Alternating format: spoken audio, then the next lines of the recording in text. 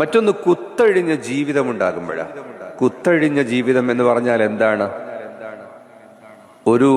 നമ്മുടെ ഒരു തുണിയുടെ വക്കടിച്ചാൽ ആ വക്കടിച്ചിട്ടില്ലെങ്കിൽ അതിന്റെ നൂലിങ്ങനെ ഇറങ്ങിപ്പോകും. ഒരു ചാക്ക് മുറിച്ചെടുത്താൽ അതിന്റെ കുത്തഴിഞ്ഞു പോയി, പിന്നെ ആ കെട്ട് അവിടെ നിൽക്കുകയില്ല. കുറച്ചു ദിവസം കഴിയുമ്പോൾ പിന്നെ അത് കുറെ നൂലുകളായി മാറും. എന്താണ് മനുഷ്യന്റെ കുത്തുകൾ? അവന്റെ കുടുംബമാണ്. മാതാപിതാക്കൾ, ജ്യേഷ്ഠാനുജന്മാർ, കുടുംബം എന്ന് പറയുന്നൊരു ബന്ധമുണ്ട്. അരുത് എന്ന് പറയുമ്പോൾ അത് കേൾക്കാനുള്ള ഒരു രീതി മക്കൾക്കുണ്ടാകണം. മാതാപിതാക്കൾ പറയുന്നത് അനുസരിക്കുന്ന ഒരു സ്വഭാവം, മുതിർന്നവരെ അനുസരിക്കുന്ന സ്വഭാവം. ഇത് അങ്ങനെയൊന്നും വേണ്ട. മാതാപിതാക്കൾ പോകട്ടെ, ജ്യേഷ്ഠാനുജന്മാർ പോകട്ടെ, അങ്ങനെയുള്ളതൊന്നുമില്ല.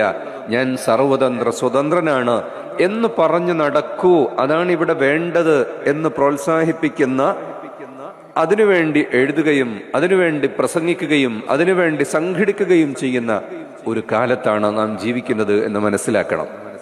അതിൻ്റെയൊക്കെ ലക്ഷ്യം മയക്കുമരുന്നിലൂടെയും മറ്റും ഉണ്ടാക്കുന്ന വാണിജ്യവും വലിയ കോടികൾ സമ്പാദിക്കലുമാണ് എന്നുകൂടെ നാം മനസ്സിലാക്കേണ്ടതുണ്ട്. കുടുംബ ഭദ്രതയുണ്ടാകണം, നാഥനുണ്ടാകണം, ഒരാൾ പറഞ്ഞാൽ മറ്റുള്ളവർ അനുസരിക്കുന്ന രീതി ഉണ്ടാകണം.